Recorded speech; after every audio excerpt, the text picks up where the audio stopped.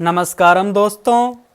जो शातिर अपराधी होता है वह अपने अपराध के सबूतों को मिटाता चला जाता है, लेकिन वह इस बात को भूल जाता है कि कुदरत सजा सबूतों के आधार पर नहीं, उसके गुनाहों के आधार पर देती है।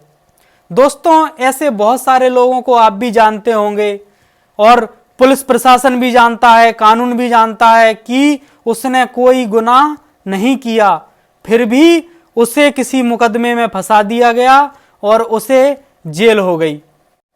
ऐसे बहुत सारे कैदी हैं जिन्होंने कोई जुर्म नहीं किया, फिर भी वह जेलों में बंद हैं। तो कुदरत में कुछ भी यूं ही नहीं होता, कुछ तो मजबूरियां रही होंगी, वरना यूं ही कोई बेवफा नहीं होता। एक व्यक्ति पर झूठा मुकदमा दर्ज हो गया, अब वह वकीलों के चक्कर काट रहा है, कोर्ट कचहरी के चक्कर काट रहा है। ऐसा करते करते उसे 7 साल हो गए, जबकि कानून जानता है कि इस व्यक्ति ने कुछ भी नहीं किया है, यह समाज जानता है कि इस व्यक्ति ने कुछ भी नहीं किया है। 7 साल तक केस चलने के बाद में हाई कोर्ट के जज ने कहा कि तुम पूर्णतः निर्दोष हो, तुमने कुछ भी नहीं किया है। फिर दोस्तों, यदि उसने कुछ भी नहीं किया था, वो निर्दोष था, फिर उसने 7 साल तक इन कोर्ट कचहरी के, इन वकीलों के चक्कर क्यों काटे? क्यों उसको इतना पैसा खर्च करना पड़ा? क्यों उसने इतनी टेंशन को सहा? अभी उसने भले ही कोई अपराध नहीं किया हो, लेकिन उसने कभी ना कभी कुछ तो अपराध किया था जिसमें उसे सजा नहीं हुई थी। जब उसने अपराध किया था तब वो कानून की नजरों में, समाज की नजरों में बच गया था, लेकिन कुदरत की नजरों में नहीं बचा था और उसकी सजा उसने यहां पर पाई है। वैसे ही जो शातिर अपराधी होते हैं वह अपने आप को बहुत चतुर समझते हैं, अपराध करते हैं, सबूत मिटाते हैं और उन्हें लगता है कि वह बहुत चालाक हैं, बहुत बुद्धिमान हैं, उन्हें कोई पकड़ नहीं पाता। कभी कभी तो ऐसा होता है कि वह अपराध करते हुए पकड़ने वाला ही है, लेकिन तब तक बच जाता है। कभी वह पकड़ भी जाता है तो जो पकड़ते हैं उनको वह खरीद लेता है, डरा देता है, धमका देता है। ऐसा ही करके तो आसाराम का इतना बड़ा साम्राज्य खड़ा होता है।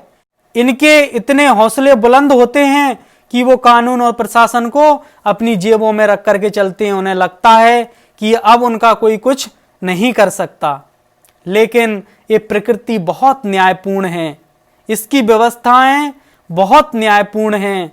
उसके यहाँ जो भी ट्रांजैक्शन होती है उसका हिसाब किताब बिल्कुल सटीक होता है। जैसे दोस्तों, कोई व्यक्ति बैंक में लेन देन करता है तो एक रिकॉर्ड उस व्यक्ति के पास में पासबुक में होता है जिसमें सारी एंट्रियां होती हैं, एक रिकॉर्ड बैंक में भी होता है। लेकिन कोई व्यक्ति मान लो उस पासबुक में छेड़खानी कर ले, उसमें 1000 लिखे हैं, उसके आगे 2 जीरो और बढ़ा ले और उनको 1 लाख करके बैंक के पास पहुंच जाए कि साहब मेरे पास रिकॉर्ड है, मेरे खाते में 1 लाख रुपए हैं, आप दीजिए। तो वह अपने रिकॉर्ड में चेक करते हैं, वहां नहीं होता है, तो फिर उसे वो पैसे नहीं मिलते हैं। वैसे ही ये जो लोग हैं ये अपनी पासबुक में बदलाव कर लेते हैं, ये अपनी एंट्रियों को चेंज कर रहे हैं और इन्हें लग रहा है कि कोई इनके गुनाहों को, कोई इनके कर्मों को नहीं देख रहा है। जैसे हम व्हाट्सएप पे जो चैट करते हैं और हम उस चैट को डिलीट कर देते हैं, हमें लगता है सब कुछ खत्म हो गया, लेकिन मामला खत्म नहीं होता है। वो सारी चैट्स सुरक्षित होती हैं, जब उनकी जरूरत पड़ती है तब क्राइम ब्रांच वाले उस चैट्स को निकलवा लेते हैं। वैसे ही जो शातिर अपराधी अपने अपराधों को अंजाम दे रहा है वो यहां के सबूतों को मिटा रहा है, लेकिन कुदरत में वो सब गुनाह सुरक्षित होते रहते हैं। तो आसाराम का पूरा जीवन निकल गया था कुकर्म करते करते, लेकिन जब कुदरत के यहां वो फाइल खुली तो सब बुद्धिमानी, सब धरा का धरा रह गया और आज सजा भुगतनी पड़ रही है। मानस की एक चौपाई कहती है, कर्म प्रधान विश्व राखा, जो जस करें सो तस फल चाखा। यहां पर जो व्यक्ति जो भी कर्म करता है, चाहे अच्छा हो या बुरा हो, कुदरत उसको उस फल का परिणाम देती ही है। एक और उदाहरण से समझते हैं। एक बहुत शक्तिशाली राक्षस है जालंधर। उसको भगवान शिव मार नहीं पा रहे हैं क्योंकि उसकी जो पत्नी है वो पतिव्रता है, वृंदा। तो भगवान शिव इसमें विष्णु का सहारा लेते हैं और भगवान विष्णु उसके पतिव्रत धर्म को नष्ट करते हैं। तब वो जालंधर राक्षस को शिव मार पाते हैं।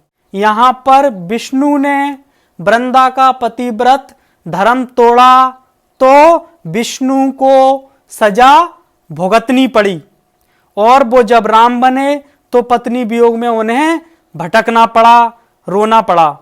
और शिव ने विष्णु की सहायता ली थी, इसलिए शिव भी कर्म के बंधनों में आ गए और शिव को हनुमान बनकर राम की सेवा करनी पड़ी।